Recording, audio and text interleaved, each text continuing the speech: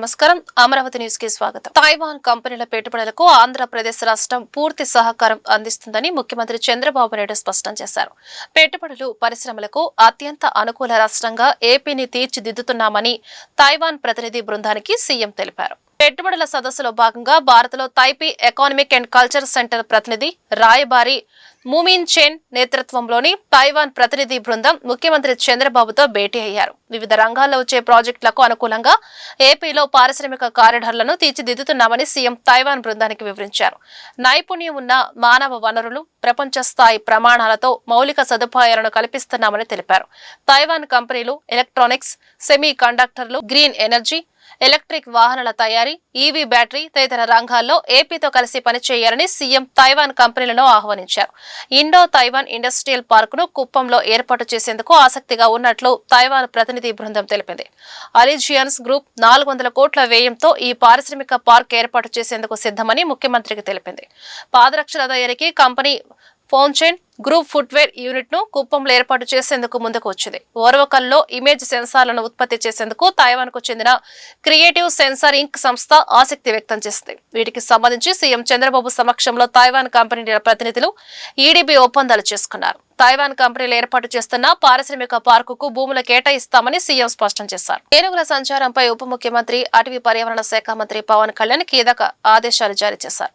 అటవీ ప్రాంతాలను ఆనుకుని ఉన్న గ్రామాలలోకి ఏనుగులు ప్రవేశించే పరిస్థితులు ఉత్పన్నమయ్యే అవకాశాలు ఉన్నప్పుడు ముందస్తు హెచ్చరికలు చేయాలన్నారు. ఈ ప్రక్రియను మరింత పెంచాలని డిప్యూటీ సీఎం ఆదేశించారు. కుప్పం మండలంలోని వెంకటేశ్వరపురం గ్రామంలో కిట్టయ్య అనే వ్యక్తి ఏనుగు దాడిలో మరణించిన ఘటనపై పవన్ స్పందించారు. ఈ ఘటనపై పీసీసీఎఫ్ సంబంధిత అధికారులతో గురువారం ఉదయం డిప్యూటీ సీఎం చర్చించారు. కిట్టయ్య కుటుంబానికి ప్రగాఢ సానుభూతిని తెలియజేశారు. ఆ కుటుంబానికి 10 లక్షల ఆర్థిక సాయాన్ని సత్వరమే అందించాలని ఆదేశాలు జారీ చేశారు. విశాఖ అద్భుతమైన సాగర తీర నగరమని, మంచి వనరులు ఈ ప్రాంతంలో ఉన్నాయని ముఖ్యమంత్రి చంద్రబాబు నాయుడు అన్నారు. ఈ రోజు ఉదయం India Europe business partnership round table సమావేశంలో సీఎం పాల్గొని ప్రసంగించారు. అమెరికా వెలుపల గూగుల్ అతిపెద్ద ఏఐ డేటా సెంటర్ను విశాఖలో ఏర్పాటు చేస్తుందని తెలియజేశారు. సబ్సీ కేబుల్ కూడా ఈ ప్రాంతం నుంచి ఏర్పాటు అవుతుందన్నారు. గతంలో ఐటీని ఆంధ్రప్రదేశ్ లో ప్రోత్సహించామని చెప్పుకొచ్చారు. గూగుల్, అడోబ్, మైక్రోసాఫ్ట్ వంటి పెద్ద సంస్థలు సీఈఓలు భారతీయులే ఉన్నారన్నారు. Only on green energy immediately, that is the strength as on now. If you see ease of doing business earlier, now we are talking speed of doing business. Once you decide to invest in India, in Andhra Pradesh, then it will become our business. All clearances we are going to get on war footing immediately. If you see here, recently one industry, Premier Energies, one call, one deal, 45 days, all approvals are over, completed. Now they are starting manufacturing. It is 6,000 crores investment, 3,500 jobs they are going to provide. Recently, Reliance had an experience. Breweries, they started in Andhra Pradesh. September, they started the application, they put application, immediately we cleared. February, they are going to commence the production. You can imagine the speed. This is second largest globally they are going to set up in Andhra Pradesh. That is the speed of doing business we are doing now. Even Google same. Within days we are able to clear. Now tomorrow, day after tomorrow, they are going to lay the foundation. And also one of the biggest investment, RCR Mittal. This is a steel plant. We are launching now. Another tomorrow, day after tomorrow. This is nearly 1,30,000 crores investment in Andhra Pradesh. Friends, what I wanted to impress upon you, incentives, we are better than anybody. Speed of doing business, nobody can match us. Once you decide to come here, it is a win-win situation. Once you put an application, all clearances, everything, we will get it done. Not only that, we will provide escort officer also to follow up and help you. కేశాచల్ అటవీ ప్రాంతంలో భూ కబ్జాలపై deputy CM Pawan Kalyan చేసిన బహిరంగ ఆరోపణలు రాజకీయ వర్గాల్లో పెద్ద చర్చకు దారితీశాయి. జనసేన పార్టీ బిగ్ ఎక్స్పోజ్ గా ప్రచారం చేసిన ఈ విషయం ఇప్పుడు కొత్త మలుపు తిరిగింది. పవన్ కళ్యాణ్ ఇటీవల తిరుపతి పర్యటన సందర్భంగా మంగళంపేట అటవీ ప్రాంతంలోని అక్రమ ఆక్రమణలపై స్వయంగా పరిశీలన చేశారు. ఆయన ఏరియల్ వ్యూ వీడియోలు, మ్యాపింగ్లు, ఉపగ్రహ చిత్రాలతో కూడిన ఆధారాలను విడుదల చేశారు. ఈస్ట్ ఘాట్స్ పరిధిలోని రక్షిత అటవీ భూముల్లో సుమారు 76.74 ఎకరాల భూ కబ్జా జరిగినట్లు అందులో పేర్కొన్నారు. ఈ భూములు పెద్దిరెడ్డి రామచంద్రారెడ్డి కుటుంబానికి సంబంధించినవని పవన్ కళ్యాణ్ తన ఎక్స్ ఖాతాలో పోస్టు చేశారు. ఈ ఘటనపై పవన్ కళ్యాణ్ సమగ్ర నివేదికను ముఖ్యమంత్రి నారా చంద్రబాబు నాయుడుకు సమర్పించారు. రక్షిత అటవీ ప్రాంతాల్లో అక్రమ నిర్మాణాలు జరగడం చట్ట విరుద్ధమని పేర్కొంటూ దానిపై దర్యాప్తు అవసరమని సూచించారు. ప్రముఖ దర్శకుడు ఎస్ఎస్ రాజమౌళి హైదరాబాద్ లోని రామోజీ ఫిలిం సిటీలో జరగనున్న గ్రాండ్ గ్లోబల్ ట్రాటర్ ఈవెంట్ పై కీలక ప్రకటన చేశారు. ఇది అందరికీ ప్రవేశం ఉండే ఓపెన్ ఈవెంట్ కాదని, కేవలం ఫిజికల్ పాసులు ఉన్నవారు మాత్రమే హాజరు కావాలని ఆయన స్పష్టం చేశారు. ఈవెంట్ భద్రతా ఏర్పాట్లు, నిబంధనలపై గురువారం సోషల్ మీడియా వేదికగా ఓ వీడియో సందేశం విడుదల చేశారు. ఈవెంట్ విజయవంతం కావాలి అంటే అభిమానుల సహకారం ఎంతో అవసరమని రాజమౌళి పేర్కొన్నారు. ఈవెంట్ కు హాజరయ్యే ప్రతి ఒక్కరి భద్రతను దృష్టిలో ఉంచుకొని పోలీసులు చాలా కఠినమైన సూచనలు జారీ చేశారు. దయచేసి అందరూ సహకరించాలి. ఇది ఓపెన్ ఈవెంట్ కాదు, కేవలం ఫిజికల్ పాసులు ఉన్నవారు మాత్రమే లోపలికి రావాలి అని ఆయన స్పష్టం చేశారు. కొందరు ఆన్లైన్ లో పాసులు విక్రయిస్తున్నారని, ఇది ఓపెన్ ఈవెంట్ అని తప్పుడు ప్రచారం చేస్తున్నారని తన దృష్టికి వచ్చిందని, అలాంటి వాటిని అస్సలు నమ్మవద్దని రాజమౌళి తెలిపారు. నేను కూడా చాలా ఎక్సైటెడ్ గా ఉన్నాను. మన ఈవెంట్ బాగా జరగాలంటే మీ అందరి సహకారం చాలా అవసరం. మన ఈవెంట్ కున్న క్రేజ్ దృష్ట్యా మనందరి సేఫ్టీ దృష్టిలో ఉంచుకొని పోలీస్ డిపార్ట్మెంట్ వారి సార్ చాలా స్ట్రిక్ట్ ఇన్స్ట్రక్షన్స్ పాస్ చేశారు. అవన్నీ కూడా మనం ఖచ్చితంగా పాటించాలి. ఫస్ట్ థింగ్స్ ఫస్ట్, ఇది ఓపెన్ ఈవెంట్ కాదు. ఫిజికల్ పాసెస్ ఉన్న వాళ్ళు మాత్రమే మన ఈవెంట్కి రావాలి. అండ్ అలాగే నేను కొన్ని వీడియోస్ చూశాను. ఇది ఓపెన్ ఈవెంట్, ఎవరు పడితే వాళ్ళు వచ్చేవచ్చు, ఇక్కడికి వచ్చిన తర్వాత అందరినీ అలో చేస్తారు, అలాగే ఆన్లైన్ లో పాసెస్ అమ్ముతున్నారు. Don't believe all this kind of stuff. Physical passes అందజేయబడతాయి, అవి ఉన్నవాళ్ళు మాత్రమే రావాలి. 15వ తారీఖున Ramoji film city main gate, Vijayawada highway మీద ఉన్న main gate it's going to be closed. ఆ రోజు క్లోజ్ చేసేయబడుతుంది. సో మన ఈవెంట్ కి ఎలా రావాలి అంటే, విజయవాడ నుంచి వచ్చేవాళ్ళు Ramoji film city main gate కన్నా ముందే లెఫ్ట్ తీసుకోవాలి. ఆ రోడ్ అనాస్పూర్కి వెళ్తుంది. అనాస్పూర్ నుంచి మన ఈవెంట్ బ్యాక్ సైడ్ కి వస్తుంది. అలాగే ఎల్బీ నగర్, వనస్థలిపురం నుంచి వచ్చేవాళ్ళు ఓఆర్ఆర్ ఎగ్జిట్ నెంబర్ 11 దాటి ముందుకొచ్చి యూటర్న్ తీసుకుని సర్వీస్ రోడ్ లోంచి సాంఘీ మీదుగా మన ఈవెంట్ కి రావచ్చు. అండ్ గచ్చిబౌలి నుంచి వచ్చేవాళ్ళు ఓఆర్ఆర్ మీద ఎగ్జిట్ నెంబర్ 12 దగ్గరే కింద దిగిపోయి సర్వీస్ రోడ్ లోంచి వచ్చి రైట్ కి తీసుకుంటే సాంఘీ నుంచి మన ఈవెంట్ కి వస్తారు. సో మన పాసెస్ మీద క్యూఆర్ కోడ్ ఉంది. If you scan it, clear instructions videos ఉంటాయి అందులో. ఎక్కడి నుంచి వచ్చేవాళ్ళు ఏ విధంగా రావాలి, మన రోడ్ అంతా విత్ వీడియో తీయబడి ఉంటుంది. అందులో ఇన్స్ట్రక్షన్స్ ఉంటాయి. If you download it will be very useful for you. ఇవే కాకుండా మీరు వచ్చే దారిలో క్లియర్ కట్ సైన్ బోర్డ్స్ ఉంటాయి. గ్లోబ్ ట్రాటర్ ఈవెంట్ కి లెఫ్ట్ తీసుకోండి, ఆర్ రైట్ తీసుకోండి, ఆర్ యూటర్న్ తీసుకోండి. ఈ సైన్ బోర్డ్స్ పార్కింగ్ వరకు కూడా క్లియర్ గా ఉంటాయి. మనందరి గ్రూపుల్లో ఒకడు ఉంటాడు, అరే నాకు షార్ట్ కట్ తెలుసురా, ఇలా వెళ్ళిపోదాం రా అని చెప్పి వాడు ఒకడు ఉంటాడు. వాళ్ళ మాత్రం మాట వినొద్దు. మన ఇన్స్ట్రక్షన్స్ ఫాలో అవుదాం. హ్యాపీగా, క్లియర్ గా, వితౌట్ ఎనీ హ్యాసిల్ మనం పార్కింగ్ చేరుకుందాం. ఈవెంట్ కి అక్కడి నుంచి ఈవెంట్ రావడం చాలా ఈజీ. మన ఈవెంట్ కి మీకు అసైన్ చేసిన గేట్స్ ఏదైతే ఉన్నాయో అవి 2 PM నుంచి మధ్యాహ్నం 2 నుంచి ఓపెన్ చేయబడి ఉంటాయి. సో మీరు ఎర్లీగా వస్తే పార్కింగ్ ప్లేస్ లో మంచి స్పాట్స్ దొరుకుతాయి, ఈవెంట్ లో మంచి సీట్స్ దొరుకుతాయి. 18 సంవత్సరాల కన్నా తక్కువ వయసు ఉన్న వాళ్ళకి, సీనియర్ సిటిజన్స్ కి ఈసారి పోలీసు వారు పర్మిషన్ ఇవ్వలేదు. So please stay at home and watch the event live on Jio Hotstar. Recent గా జరిగిన రకరకాల ఈవెంట్స్ ని దృష్టిలో పెట్టుకుని పరకామణి కేసులో పాత్రదారులు కాదు, సూత్రధారులు ఎవరో సిట్ తేల్చాలని తెదేపా అధికార ప్రతినిధి నీలయ్యపాలెం విజయ్ కుమార్ డిమాండ్ చేశారు. నేరం దాచడానికి నాటి పాలక అధికార వర్గం ఎందుకు ప్రయత్నించాయని ప్రశ్నించారు. తిరుపతిలో ఆయన మీడియాతో మాట్లాడుతూ ఆస్తులు రాయించుకుని నిందితుడిని వదిలేయవచ్చని చెప్పిందెవరని, దేవుడి సొమ్ముని కాజేసిన దొంగను కాపాడారని విమర్శించారు. ఆస్తుల బదలాయింపు, రాజీ అంశాలు అప్పటి ప్రభుత్వానికి తెలుసా అని ప్రశ్నించారు. తిరుమల తిరుపతి దేవస్థాన ప్రతి రూపాయికి వెంకన్న యాజమాని అని చెప్పారు. కల్తీ నెయ్యి, పరకామణి కేసుల్లో సూత్రధారులు సుబ్బారెడ్డి, కరుణాకర్ రెడ్డి, ధర్మారెడ్డిలేనని అన్నారు. ఈ ముగ్గురిపై 409 సెక్షన్ కింద కేసు పెట్టి జైలుకు పంపాలని డిమాండ్ చేశారు. ఈ ఆస్తుల్ని రాయించుకుంటే ఇతన్ని వదిలేయవచ్చు, ఈ కేసుని మాఫీ చేయొచ్చు అనే డెసిషన్ ఎవరు తీశారు? దీనికి బోర్డులో ఏమైనా అసలు చర్చ ఏమైనా చేశారా? అజెండా ఏమైనా పెట్టారా? Agenda items board chairman and EO ఇద్దరు కలిసి ఆమోదించాలి. లేదా బోర్డు మీటింగ్లో టేబుల్ ఐటెం కింద ఏమైనా పెట్టారా? ఆ టేబుల్ ఐటెం కింద పెట్టినప్పుడు అప్పుడు ఉన్న బోర్డు సభ్యులు ఏమన్నా ఆక్షేపం చేశారా? ఏమన్నా మాట్లాడారా?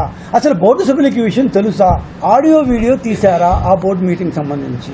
ఆస్తుల బదలాయింపు, రాజీ కూర్చుకోవడం వంటి విషయాలు తీసుకున్నప్పుడు బోర్డు కానీ లేకపోతే ఈఓ కానీ లేకపోతే చైర్మన్ కానీ దేవాదాయ ధర్మాదాయ శాఖ కమిషనర్కి, సెక్రటరీకి తెలియపరిచారా? లేదా ఆనాటి ప్రభుత్వానికి కూడా తెలియపరిచారా? ఆనాటి సీఎంఓకి చెప్పారా? అట్లాంటి రికార్డ్స్ ఏమన్నా ఉన్నాయా? లేదా ఏమీ లేకుండా మన ఇష్టం, మనకు రాజ్యం ఉంది, మనం ఏం చేసినా అవసరం లేదు అంటూ చేసుకుంటూ వెళ్ళిపోయారా? దేవుడు సొమ్ము దొంగతనం చేశాడు అని ఫిర్యాదు చేసిన టీటీడీనే నింద ఆపాదించబడ్డ రవికుమార్ దగ్గర ఆ సొమ్ము తీసుకోవాలని ఏ బేసిస్ మీద ఆనాటి చైర్మన్ వైవి సుబ్బారెడ్డి గారు డెసిషన్ తీసుకున్నారు? అతని ఆస్తులు ఆ 14 కోట్లేనా? ఇంకా ఉన్నాయా? ఈ 14 కోట్లు కాకుండా ఇంకా ఉన్నాయా లేవని ఏసీబీ చేతో ఇంకో చేతో ఏమన్నా విచారణ చేయించారా? లేకపోతే ఆడు మాకు ఇంత ఇస్తా అన్నాడు, ఎక్స్ట్రా ఇంత ఇస్తా అన్నారు, దీన్ని మా డబ్బులు వేసుకున్నాం, దీన్ని దేవుడికి ఇచ్చేసాం అని చెప్పి తూతూ మంత్రంగా మాఫీ చేస్తారా? చల్లాకొండయ్య కమిషన్ ప్రకారం ఏర్పరచిపోయిన టీటీడీ 87 యాక్ట్ ప్రకారం ఇలా మాఫీ చేసే అధికారం ఉందా? భూస్థాపితమైన వైఎస్ఆర్ కాంగ్రెస్ పార్టీ మరలా ప్రజలను ఏదో ఒక విధంగా మోసం చేయడానికి, మభ్యపెట్టడానికి రోడ్లపైకి వస్తున్నారని ప్రజల వారిని Swachhandhra corporation limited chairman Kommareddy Pattabhiram అన్నారు. గుంటూరు తూర్పు నియోజకవర్గ శాసనసభ్యులు మరియు Andhra Pradesh assembly minorities welfare committee chairman ఆధ్వర్యంలో గుంటూరు తూర్పు నియోజకవర్గ తెలుగుదేశం పార్టీ కార్యాలయంలో cluster, unit, ward, booth committee సభ్యుల ప్రమాణ స్వీకార కార్యక్రమం ఘనంగా జరిగింది. ఈ కార్యక్రమానికి ముఖ్య అతిథులుగా Swachh Andhra corporation limited chairman Kommareddy Pattabhiram హాజరయ్యారు. అనంతరం గుంటూరు తూర్పు నియోజకవర్గంలో నూతనంగా ఎన్నికైన cluster, unit, ward, booth committee సభ్యులచే ప్రమాణ స్వీకారం చేయించారు. అనంతరం అంబటి రాంబాబు, వైసీపీ నాయకులు వైఎస్ జగన్మోహన్ రెడ్డిపై హాట్ కామెంట్ చేశారు. మదమెక్కిన ఆంబోతులాగా రోడ్లెక్కి అంబటి రాంబాబు రంకెలు వేస్తున్నారని ఎద్దేవా చేశారు. మీలాంటి మదమెక్కిన ఆంబోతుల కొమ్ములు విరచడం నాకు తెలుసునని అన్నారు. పూర్తి కంట్రోల్ అంతా ప్రభుత్వం చేతుల్లోనే ఉంటుందని హెల్త్ మినిస్టర్ సత్యకుమార్ చెప్పారని గుర్తు చేశారు. పీపీపీ మోడల్ విధానంలో ముందుకు వెళితే 220 సీట్లు వివిధ కేటగిరీలో పెరగబోతున్నాయని, పేద విద్యార్థులకు అందుబాటులోకి రానున్నాయని చాలా స్పష్టంగా చెప్పారని తెలిపారు. ఈ వాస్తవాలను గ్రహించుకోవడం వైసీపీ నాయకులు నటిస్తున్నారని ఆగ్రహం వ్యక్తం చేశారు. మళ్ళీ ఏదో ఒక రకంగా ప్రజల్ని మాయ చేయడం కోసం, మభ్యపెట్టడం కోసం, మోసం చేయడం కోసం రోడ్లపైకి వస్తూ ఉన్నారు. మరి ఈ జిల్లా అధ్యక్షుడిగా వ్యవహరిస్తున్నటువంటి మన ఆంబోతు రాంబాబు మదవెక్కిన ఆంబోతులాగా రోడ్డు మీదకి వచ్చి రంకెలేస్తా ఉన్నాడు.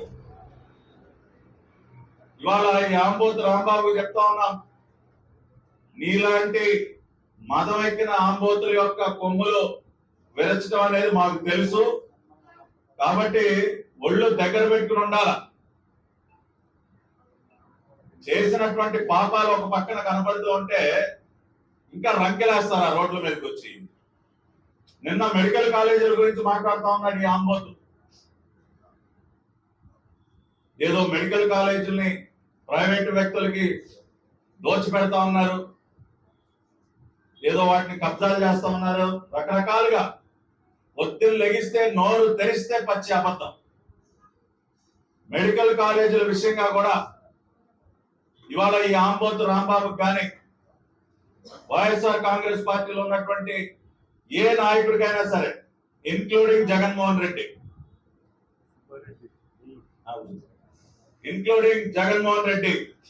నేను ఒకటే సవాల్ చేస్తా ఉన్నా. జీవో నంబర్ 108 ప్రభుత్వ మెడికల్ కాలేజీలలో సెల్ఫ్ ఫైనాన్సింగ్ మోడల్ అని చెప్పి మేనేజ్మెంట్ కోటాని ప్రవేశపెట్టింది ఎవరు? కాలేజీ ఫీజుల్ని 12 లక్షల నుంచి 20 లక్షలకి పెంచింది ఎవరు? జీవో నంబర్ 108 విడుదల చేసింది జగన్మోహన్ రెడ్డి. అవునా కాదా? ఇవాళ ఈ ఆంబోతు రాంబాబుకి నేను సవాల్ చేస్తా ఉన్నా, జీవో నెంబర్ 108 కాగితం పట్టుకుని రా. నువ్వు గుంటూరులో ఎక్కడ నుంచుంటావు, ఏ సెంటర్ లో నుంచుంటావు, చేతిలో జీవో నెంబర్ 108 కాగితం పట్టుకుని నువ్వు వచ్చి నుంచోగలవా? నువ్వు ఆ పని చేసిన రోజు నేను వస్తా. ఆ జీవో పట్టుకుని నువ్వు వచ్చి రోడ్డు పైన నిలబడిన రోజున నేను వస్తాను, మాట్లాడుకుందాం. పాపాలన్నీ చేస్తారు, వచ్చి పచ్చి అబద్ధాలు మాట్లాడతారు. ఈ రోజున గుంటూరు అంబేద్కర్ సర్కిల్ సెంటర్లో డాక్టర్ బిఆర్ అంబేద్కర్ జాషువా పూలే పిరియార్ లిటరేచర్ ఫౌండేషన్ అధ్యక్షులు, కవి, జర్నలిస్ట్ బి విల్సన్ మద్దతు తెలిపిన మాల మహానాడు రాష్ట్ర అధ్యక్షులు అన్నవరపు కిషోర్ దళిత నేతలు ఆమరణ నిరాహార దీక్ష చేశారు. డాక్టర్ బిఆర్ అంబేద్కర్ జాషువా భవన నిర్మాణాన్ని తక్షణమే ప్రారంభించాలని కోరారు. డాక్టర్ బిఆర్ అంబేద్కర్ భవన్ లో నాగార్జున స్టడీస్ సర్కిల్ సెంటర్ కొనసాగించాలని అన్నారు. నాగార్జున స్టడీస్ సర్కిల్ సెంటర్ లో దళిత, బహుజన, మైనార్టీ, అగ్రవర్ణ పేదలకు పోటీ పరీక్షలకు ఉచిత కోచింగ్ సెంటర్ ను పునరుద్ధరించాలని డిమాండ్ చేశారు.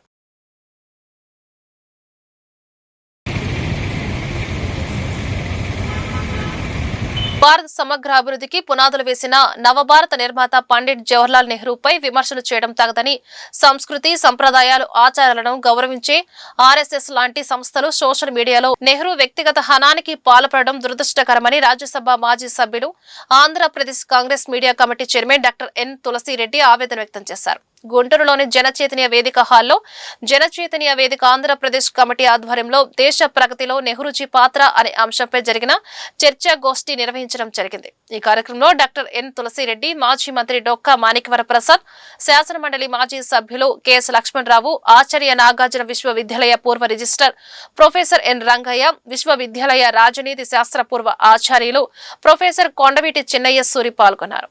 సన్నన్నము 3 పూటల సుమి అనే విధంగా ఈరోజు తయారయ్యాం కాబట్టి అది ఒక అంశం, పారామీటర్. ఇక గూడు, అప్పట్లో ఏ ఊరికి పోయినా గుడిసెలు కానీ చాలామందికి అసలు ఇండ్లే ఉండేటి కాదు.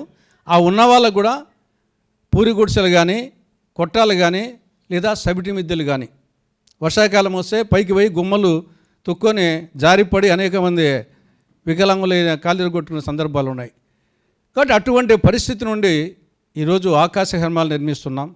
బాత్రూములు, కిచెన్లు కూడా వచ్చేసి పాలిస్టర్ రాళ్లతో, గ్రానైట్తో వేస్తున్నాం. కాబట్టి ఆ విధంగా గూడు. ఇక గుడ్డ, ఆ రోజుల్లో స్కూళ్ళకు పోయే పిల్లలకు సైన్స్ అక్క, కాకి నిక్కర్ ఒక వారం వేసుకున్నా కానీ అది మాసిపోతుందని చెప్పేసి పెద్దోళ్ళు వచ్చేసి కాకి నిక్కరు, సైన్స్ అక్క ఇవి అన్నమాట. ఇంకా చాలామంది ఊర్లో ఉంటే బనీనే వేసుకునేవాళ్ళు, షర్టు కూడా వేసుకునేవాళ్ళు కాదు.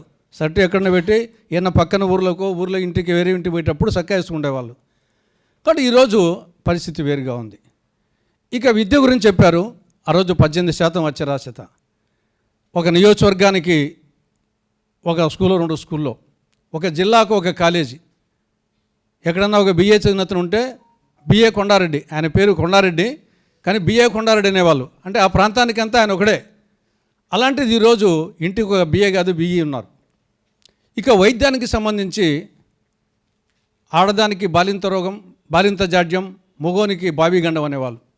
మగానికి బావిగండం అప్పుడు కపిలదొలి రోజు, ఆడదానికి బాలింత గండం, పునర్జన్మ అన్నమాట. బిడ్డ పుట్టి మళ్ళా బతికిందంటే పునర్జన్మ ఆ రోజుల్లో. తర్వాత ఈ యొక్క అంటువ్యాధులు, ప్లేగు కానీ, క్షయ కానీ, టైఫాయిడ్ కానీ, కలరా కానీ, కలరా వచ్చేసి ఊర్లే వికెట్ అయిన రోజులు ఉన్నాయి. ప్లేగు వచ్చి, కలరా వచ్చి, ఈ యొక్క లెప్రసీ, తర్వాత ఫైలేరియాసిస్, మలేరియా, స్మాల్ పాక్స్, కాబట్టి విపరీతమైనటువంటి జబ్బులతో అల్లాడిపోయేవాళ్ళు. ఇక నీరు త్రాగేదానికి ఈరోజు పరిస్థితి వైద్యంలో, ఈరోజు కూడు, గూడు, గుడ్డ, విద్య, వైద్యంలో వచ్చేసి ఈ నిర్మాణం ఎలా జరిగింది? ఇప్పుడు అన్నట్టు ప్రజాస్వామ్యం, ఓటు హక్కు ఇవ్వటం అంటే అది ఎంత గొప్ప హక్కు. అది ఈరోజు దళితులకి నేను అనుకుంటేవాడిని. నేను చిన్నప్పుడు కాసు బ్రహ్మానందరెడ్డి గారు మా పల్లెకి వచ్చేవాడు, మాదిపల్లికి వచ్చేవాడు. ఇలా ఎలక్షన్ టైంలో వచ్చేవాడు. 5 ఏళ్ళకి ఒకసారి ఎలక్షన్ టైంలోనే వస్తాడు ఆయన. ఆ ఊరంతా కార్లు తిరిగి మా పల్లెకి కూడా వస్తాడు. మా పల్లెకి రావటం అంటే మేము తప్పితే వేరే వాళ్ళు ఉండలేరు అక్కడ. అంత ఇన్హైజినిక్గా ఉంటుంది అక్కడ. కానీ ఆయన నవ్వుకుంటా దండం పెట్టుకుంటా అందరిని పిల్లలు బాగున్నా ఇంకా బాగున్నా వేసుకోకు అనుకుంటా అట్లా అనుకుంటా వెళ్తూ ఉంటాడు ఆయన. మంచి వైట్ డ్రెస్సు టోపీ, నాకు అందుకని బ్రహ్మాండ టోపీ అంటే నాకు చాలా ఇష్టం. హీరో టోపీ పెడదాం అనుకున్నా మర్చిపోయా. చాలా దగ్గరకు చూసా బ్రహ్మానంద రెడ్డి గారిని. ఇంకా తర్వాత కనపడేవాళ్ళు కాదు. తర్వాత లేటర్ అని ఎందుకు బ్రహ్మానంద రెడ్డి గారు వచ్చారని నేను నా ఇన్వెస్టిగేషన్ తెలియదంటే ఓటు హక్కు ఉండబట్టే కదా. ఆ ఓటు హక్కు నెహ్రూ అంబేద్కర్ ఈగపోతే ఆ కాసు బ్రహ్మానంద రెడ్డి గారు మా పల్లెలోకి వచ్చేవాడా, లేకపోతే ఆ కొత్త రఘురామ గారు మా పల్లెలోకి వచ్చేవాడా అని నేను అనుకునేవాడు. అంతటి ఒక గొప్ప హక్కు. ఈరోజు నేను గౌరవంగా నా వాడలో వచ్చి మంచినీళ్ళు తాగటం, మంచినీళ్ళు అమ్మా అంటాం, నేను చూశాను అవన్నీ కూడా. అంటే ఆ ఓటు హక్కున్న విలువ మనం గుర్తుపెట్టుకోవాల్సింది రాజ్యాంగానికి కావాల్సిన తాత్విక పునాదులు, అంటే ఇంగ్లీష్లో మనం ఫిలసాఫికల్ ఫౌండేషన్స్ అని, వాటిని గట్టిగా ప్రతిపాదించింది మాత్రం ఇద్దరు. ఒకరు అంబేద్కర్, రెండో వాళ్ళు జవహర్లాల్ నెహ్రూ. ఈ రాజ్యాంగం ఎలా ఉండాలి, ఫ్రీడమ్ ఎలా ఉండాలి, హక్కులు ఎలా ఉండాలి, ఇవన్నీ కూడా చాలా చర్చ జరిగింది. ఆ చర్చలో నెహ్రూ గారి పేరు మనకు బయటికి కనపడదు, కానీ దానికి కావాల్సిన తాత్వికత ప్రతిపాదించడంలో నెహ్రూ గారు ఒక కీలకమైనటువంటి పాత్ర పోషించారు. గ్రాన్విల్లే ఆస్టిన్ అని చెప్పేసి ఆయన corner stone of Indian constitution అనే బుక్ రాశారు. ఆ బుక్లో రాజ్యాంగ పరిషత్ ఎలా పనిచేసింది, దాని ఫిలసాఫికల్ ఫౌండేషన్స్ ఎలా వచ్చిందని రాశాడు. అనేక చోట్ల ఆయన నెహ్రూని కోట్ చేస్తాడు. ఈరోజు భారత రాజ్యాంగం 75 ఏళ్ల తర్వాత అది రిలవెంట్గా కొనసాగుతుంది, ఈ దేశం కొంత సమైక్యంగా కొనసాగుతుందంటే రాజ్యాంగమే కారణం. ఇప్పుడు మన చుట్టూ ఉన్న దేశాలు చూస్తున్నాం, శ్రీలంక, బంగ్లాదేశ్, నేపాల్, పాకిస్తాన్, ఇంకా అనేక దేశాలు, సౌత్ ఏషియా అంటాం మన ప్రాంతాన్ని, అనేక సమస్యలు ఎదుర్కోవడం చూస్తున్నాం. కానీ ఇంత భిన్నత్వం ఉన్న ఈ దేశంలో ఆ రాజ్యాంగ ప్రాతిపదికల వల్ల మనం కాస్త ముందుకు వెళ్ళటానికి అవకాశం ఉంది.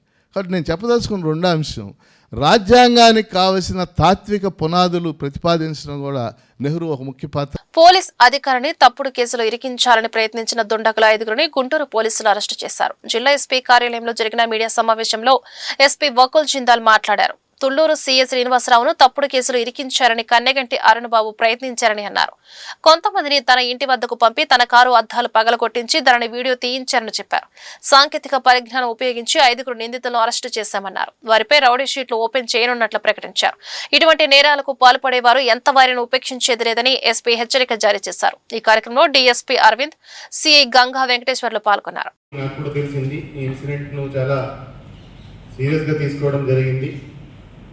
దాని మీద నెంబర్ ఆఫ్ టీమ్స్ ఇన్వెస్టిగేషన్ కోసం పెట్టడం జరిగింది. అది ఎవరు చేశారు ఏంటనేది. సో ఎఫ్ఐఆర్ చేసాము. ఎఫ్ఐఆర్ చేసినాక టీమ్స్ ఫామ్ చేసి ఇది ఎలా జరిగింది, ఏం జరిగింది అనేది ఇన్వెస్టిగేషన్ చేస్తే దాంట్లో tower dump, CDR, CCTV footage అన్నీ పరిశీలించాము. అన్నీ పరిశీలించినాక నాకు తెలిసింది ఏంటంటే ఈ అరుణ్ బాబు అనే అతను సొంతంగా కొంతమందిని పంపించి మాతంగి శ్రీనివాసరావు ఇన్స్పెక్టర్ పేరు మీద దాడి చేయించి మాతంగి శ్రీనివాసరావు నా మీద దాడులు చేస్తున్నారు, నా మీదకి వస్తున్నారని ఒక క్రియేట్ చేయడానికి ఇది ఎంత డ్రామా రచించడం జరిగింది. ఈ డ్రామాలో భాగంగా ఈరోజు మేము ఎవరైతే ఈ డ్రామాలో భాగంగా ఇతనికి సపోర్ట్ చేశారో, ఎవరైతే అక్కడ వచ్చి ఈ కార్ అద్దాలు పగలగొట్టారో, ఎవరైతే వాళ్ళని పంపించారో దాంట్లో మేము 5 మందిని అరెస్ట్ చేశాము. సో 5 మంది ఎవరు? బడే జగదీష్, మేడా సంపత్ కుమార్,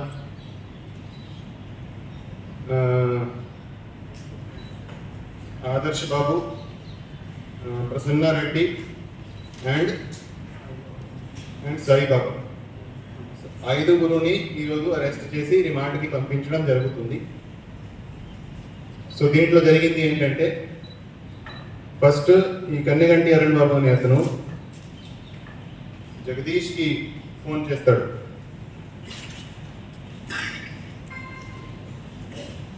సో జగదీష్కి ఫోన్ చేసి ఈ మాతంగి శ్రీనివాసరావును మేము ఏదో విధంగా ఫ్రేమ్ చేయాలి, నా కారు అద్దాలు పగలగొట్టాలి, అక్కడ వెళ్ళి మీరు శ్రీనివాస్ పేరు చెప్తే అతను చేపిస్తున్నాడు అనేది వస్తుందని. సో ఎప్పుడైతే జగదీష్కి ఫోన్ చేశాడో అతనితో పాటు సంపత్ కూడా ఉన్నాడు, సంపత్కి కూడా అది చెప్పడం జరిగింది. సో జగదీష్ ఒక డౌట్ పడితే సంపత్ అతన్ని అష్యూర్ చేశాడు, అరుణ్ బాబు అన్ని చూసుకుంటాడు, పర్వాలేదు మనం చేస్తామని. తర్వాత వాళ్ళు ఇద్దరు ప్లాన్ చేసుకొని ఈ సంపత్ అనే అతను కావూరి అశోక్ అనే అతన్ని పిలవడం జరిగింది. కావూరి అశోక్ అనే అతను అక్కడ వెళ్ళి చెప్పిస్తాడని వాళ్ళని పిలవడం జరిగింది. తర్వాత వీళ్ళు ఇటు అటు తిరుగుతున్నారు, ప్లాన్ చేస్తున్నారు. ఆ మధ్యలోనే అరుణ్ బాబు మళ్ళీ ఫోన్ చేస్తాడు జగదీష్కి. గుంటూరు తూర్పు నియోజకవర్గం తెలుగుదేశం పార్టీ కార్యాలయంలో cluster, unit, ward, booth committee సభ్యుల ప్రమాణ స్వీకార కార్యక్రమం ఘనంగా జరిగింది. ఈ కార్యక్రమానికి ముఖ్య అతిథులుగా Swachhandhra corporation limited chairman Kommareddy Pattabhiram, MLA Nazeer Ahmed, AP IDC corporation chairman Degala Prabhakar, మాజీ గ్రంథాలయాల చైర్మన్ రాజ్య మాస్టర్ హాజరయ్యారు. ఈ సందర్భంగా వారు మాట్లాడుతూ కష్టపడి నమ్మకంగా పనిచేసిన వారికి తెలుగుదేశం పార్టీలో పదవులు వస్తాయి అనే దానికి నిదర్శనం ఈ రోజు ప్రమాణ స్వీకారం చేసేవారని తెలిపారు. ఇచ్చిన పదవులకు న్యాయం చేస్తూ తెలుగుదేశం పార్టీ రాష్ట్ర ప్రజలకు అందిస్తున్న సంక్షేమ పథకాలు అందే విధంగా చూడాలని కోరారు. అదేవిధంగా పార్టీ బలోపేతానికి రానున్న రోజుల్లో మున్సిపల్ ఎన్నికల్లో అన్ని వార్డులో తెలుగుదేశం పార్టీ కైవసం చేసుకునే విధంగా పనిచేయాలని కోరారు. తెలుగుదేశం పార్టీ మరో 20 సంవత్సరాల పాటు పదిలంగా ఆంధ్రప్రదేశ్ రాష్ట్రంలో కొనసాగే విధంగా అందరం కష్టపడి పనిచేద్దామని అన్నారు. ఈ రోజు వివిధ హోదాలలో పదవులు పొంది ప్రమాణ స్వీకారం ప్రతి ఒక్కరి అభినందనలు తెలియజేస్తున్నారని అన్నారు. 1వ తేదీన జీతాలు ఇస్తున్నాం, పెన్షన్లు ఇస్తున్నాం. స్వయంగా రాష్ట్ర ముఖ్యమంత్రి గారే ప్రతి నెల 1వ తేదీన రాష్ట్రంలో ఉన్నటువంటి ఏదో ఒక జిల్లాకు వెళ్ళి మరి ఆయనే స్వయంగా 4,000 రూపాయల పెన్షన్, గతంలో లాగా వాయిదాల పద్ధతిలో కాదు, చిల్లరగా 250 రూపాయల పెన్షన్ కాదు, 3,000ని 4,000 చేసి ప్రతి నెల టెన్షన్ గా 1వ తేదీన పెన్షన్లు పంపిణీ చేస్తున్నాం. ఆ రకంగా చెప్పుకుంటూ పోతే ఎన్నో పథకాలు. ఇవాళ రోడ్డు మీదకి వెళ్తే ఏ ఆర్టీసీ బస్సు చూసినా సరే మహిళల ముఖంలో చిరునవ్వు, ఎంతో ఆనందంగా బస్సుల్లో మహిళలు కనపడతా ఉన్నారు. ఉచిత బస్సు ప్రయాణం, అదేవిధంగా నగరంలో అనేక ప్రాంతాల్లో మనం ప్రారంభించినటువంటి అన్నా క్యాంటీన్లు తృప్తిగా భోజనం చేస్తూ ఉన్నారు. కాబట్టి వాళ్ళ ప్రజలందరూ కూడా రాక్షస పాలన ముగిసింది, మంచి ప్రభుత్వం, ప్రజా పరిపాలన ఇవాళ ప్రారంభమైంది అని చెప్పి ప్రతి ఒక్కరూ కూడా భావిస్తున్నటువంటి సందర్భంలో మీరందరూ కూడా మీ బూతుల్లో, యూనిట్లలో, క్లస్టర్లలో మనం చేస్తున్నటువంటి మంచిని చెప్పండి. ప్రతి ఇంటికి వెళ్ళి ఇదిగో అమ్మా ఈ రకంగా ఈ పథకాలు అమలు చేస్తున్నాం, ఈ రకమైనటువంటి కార్యక్రమాలు చేస్తున్నాం. మనందరం కూడా గమనించుకోవాల్సినటువంటి ముఖ్యమైనటువంటి అంశం సోషల్ మీడియా. మనందరం కూడా, ఎందుకంటే కార్యకర్తే అధినేత అని మా అధినేత పదే చెప్తున్నటువంటి పరిస్థితులు, దానికి అర్థం మీరందరూ కూడా జీర్ణించుకోవాల్సినటువంటి అవసరం ఉంది. మీరందరూ కూడా మీ మనసులో పెట్టుకోవాల్సినటువంటి బాధ్యత మీ అందరి ఉంది. ఆయన ఎందుకు అంటా ఉన్నాడు ఆ మాట? కార్యకర్తలే అధినేత అనేటువంటి మాట. అధినేత అంటే మనందరి కూడా అధినేత. అలాంటిది కార్యకర్తే అధినేత అని చంద్రబాబు నాయుడు గారు ఆయన నోట్తో పదే చెప్తున్నటువంటి పరిస్థితులు.